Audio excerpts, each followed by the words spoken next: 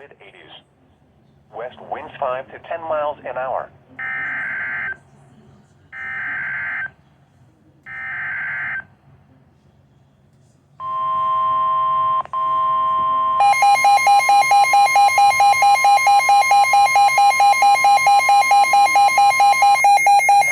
Another service in Indianapolis has issued a severe thunderstorm warning for central Decatur County in central Indiana, northeastern Jennings County in southeastern Indiana, until 8 p.m. Eastern Daylight Time.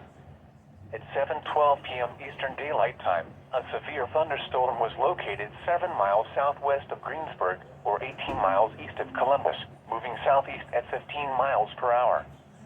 Expected hazards include 60 miles per hour wind gusts and quarter-size hail. This is a radar-indicated threat.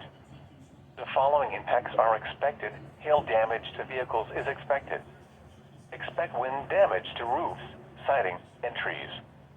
Locations impacted include Greensburg, Westport, Millhausen, Letts, and Nebraska.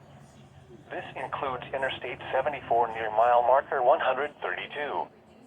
For your protection, move to an interior room on the lowest floor of a building.